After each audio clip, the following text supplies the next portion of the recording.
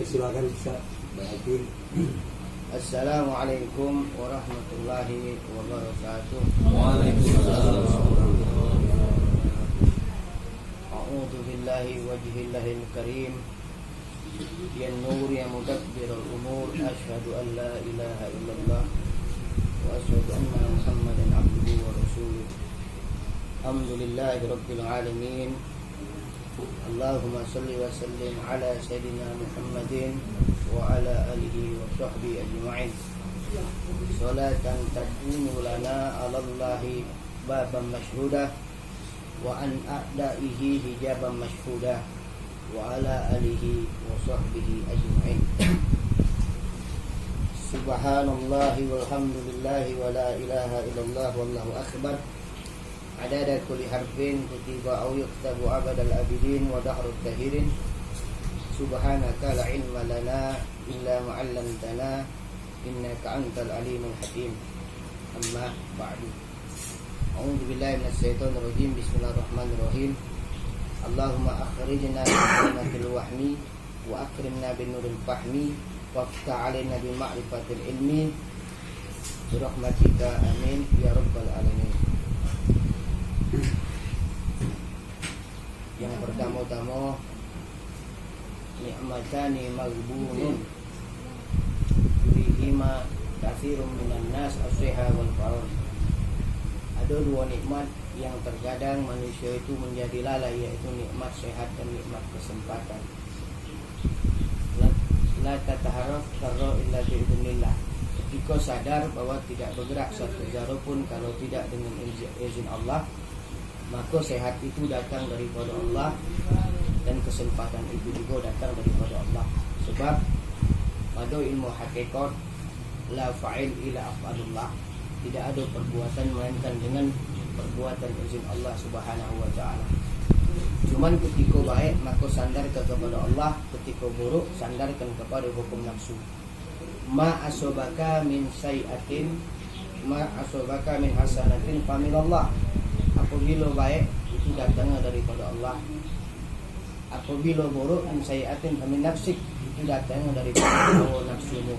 Walaupun pada hukum hakikat sebenar-benarnya kullu syai'in minallah, segala sesuatu itu datang daripada Allah, cuman ada Allah menyandarkan hukumnya kepada hamba, sehingga hamba tidak boleh berbuat sewenang-wenang. Karena berbeda antara kehendak hamba dan kehendak Allah.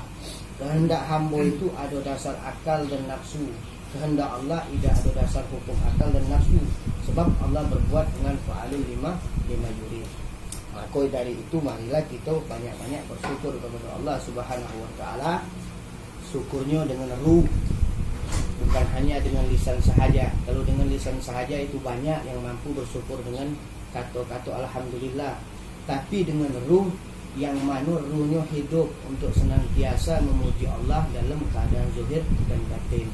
Sebab dari harakatul jismi, gerak dan diam kita ini dalilul haya, menandakan ada yang hidup.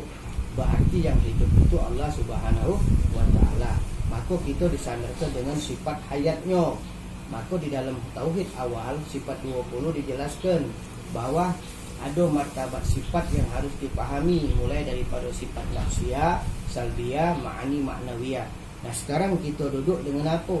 Dengan sifat ma'ani Allah Subhanahu wa ta'ala, sehingga terjadi duduk disebut ma'nawiyah yang terjadi. Maka rasa syukur kita kepada Allah itu bahwa Allah telah memberikan kita hidup sehingga kita bisa bergerak, melihat, mendengar, dan saat ini kita duduk bersama-sama. Makasih kepada Allah telah menghantarkan kita untuk berhimpun dalam suatu hal kebaikan. Mungkin ada dulu-dulu kita yang belum sempat mendengar tentang kajian keimanan, ketauhidan, keihsanan atau kemakrifatan kepada Allah Subhanahu wa taala. Tadi sudah dikatakan kata Abah, man arafa nafsahu faqad arafa rabbahu. Ini bukan hadis, tapi ini qaul Imam Ali. Beda ke antara hadis sama qaul para sahabat. Man arafa nafsahu faqad arafa rabbahu, ini bukan hadis tapi qaul Imam Ali. Sayyidina Ali berkata, man arafa nafsahu faqad arafa rabbahu. Barang siapa mengenal dirinya, niscaya dia akan mengenal Tuhannya. Ada sebagian dalam kitab Wahdatul Wujud daripada Syekh Muhammad Saman disebutkan, man arofa nafsahu bil fana faqad arofa rabbahu bil baqa. Barang siapa mengenal diri dalam keadaan fana, maka dia akan mengenal Tuhannya dalam keadaan baqa. Dan memang Allah tu baqa senantiasa, maka disebut wujud kidam baqa. Nah, sifat baqa Allah ini tidak mengambil tempat, tidak mengambil jihad, tidak mengambil wilayah, maka disebut al awal bila ibtida wal akhir bila intiha. Ini martabatnya. Nah, kemudian marilah sama-sama kita memperbanyak salawat kepada Rasulullah. Sebab Rasulullah itu adalah pintu awal, babulillah, bablillah, pintu untuk menuju Allah itu baginda Rasulullah sallallahu alaihi wasallam. Maka dijelaskan dalam satu hadis, man syarrahu, barang siapa pengen bahagia, ayyul qiyallah, dan pada saat dia berjumpa kepada Allah, wa huwa alaihi radin, dan Allah redha dengan diri dia, fal yuksir minas sholati alaihi, maka perbanyaklah solawat kepada aku. Itu yang dikatakan dalam satu hadis. Sebab ketika kita bersolawat, di situ ada nur hakiki yang menyebabkan kita tadi dikehendaki Allah untuk bersolawat kepada baginda Rasulullah. Nur apa namanya? Nur Muhammadi.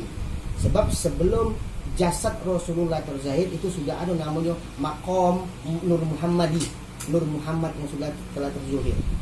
Di dalam kitab Sirul Asrar dijelaskan, khalaqtu Muhammadan awalan, yang pertama kujadikan tu Nur Muhammad atau Ruh Muhammad yang pertama, min nuri wajhi. Ini hadis qudsi, daripada cahaya wajah aku.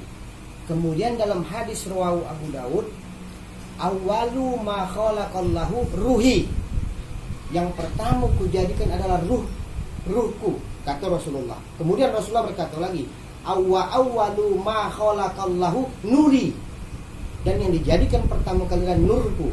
Kemudian Rasulullah berkata lagi, awalu ma khalaqallahu al-qalam, kemudian dijadikan pertama kali adalah qalam.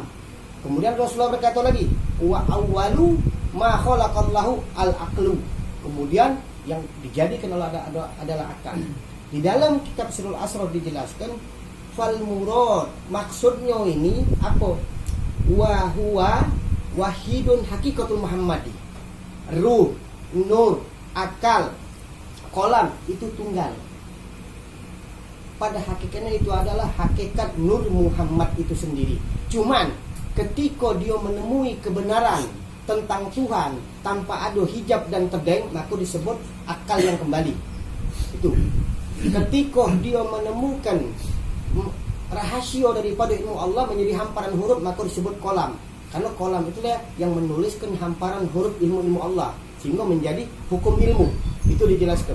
Jadi dia tunggal, bukan berbeda. Sama seperti kita lahir, dalam keadaan lahir itu sudah bersifat sifat ma'ani yang tidak terpisah.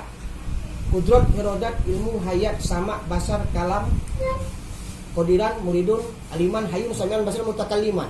Nah, kudrat, kuasa beserta irodahnya.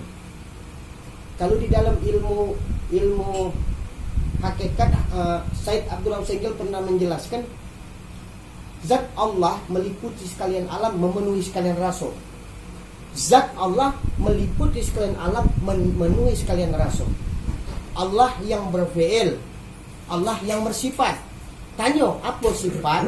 Sifat itu hidup, tahu, kuasa, berkehendak, mendengar, melihat, itu sifat.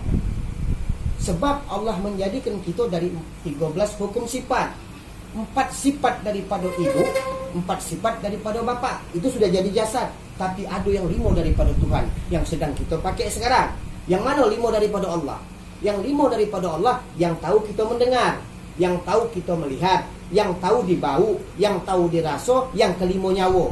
Kapan bernama nyawa? Ketika sudah berbadan. Sebelum berbadan itu namanya ruh. Maka ada hukum martabat 7.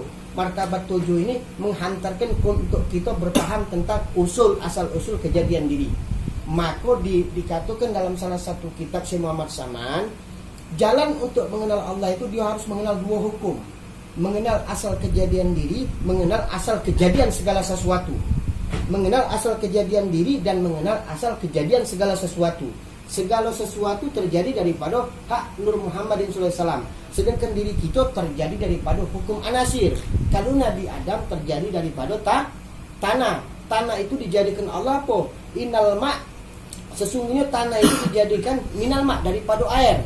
Dan air itu terjadi daripada angin. Dan angin itu terjadi daripada api. Dan api itu terjadi daripada Nur Muhammadin sallallahu alaihi wasallam. Maka disebut Nabi Allah Adam alaihissalam disebut Abul Bashar, wa Nabi Allah Muhammad disebut Abul Arwah. Adam itu bapak segala tubuh, Nabi Muhammad bapak segala ruh. Nah, tunggal dalam keadaan diri kita terhijab, terdinding daripada makrifat doruri. Sesungguhnya seluruh manusia di alam jagat raya ini dia sudah memiliki makrifat doruri yang tunggal sama Nur Muhammad tadi. Makrifat apa? Makrifat yang semula jadi. Maka disebutkan oleh Rasulullah, kullu mauludin yuladu alal fitrah. Setiap kelahiran anak Adam itu dalam keadaan suci dan bersih. Ketika terkontaminasi dengan hawa dan nafsu, ada iroda, ada keinginan, dia lupa dengan makrifat doruri, makrifat semula jadi yang dulunya dia sudah mengenal Tuhan, mengenal Allah Subhanahu wa taala, bahkan menyaksikan Allah Subhanahu wa taala yang disebut musyahadah. Innal musyahadah, sungguh musyahadah itu terangkatnya kasbul hijabul hissi, terangkatnya hijab dinding untuk melihat kebenaran tentang Tuhan. Dalam Al-Quran dijelaskan, alastu birabbikum qalu bala syahidna. Seluruh manusia sudah mengatakan itu. Dan kita mendapat khabar daripada Quran. Kapan kita alastu birabbikum qalu bala syahidna? Ketika kita sudah belajar, baru kita ngerti bahwa kita dahulu kita pernah menyaksikan Allah Subhanahu wa taala dan kita membenarkan. Qalu bala syahidna. Itu dijelaskan di dalam Al-Quran. Nah, sekarang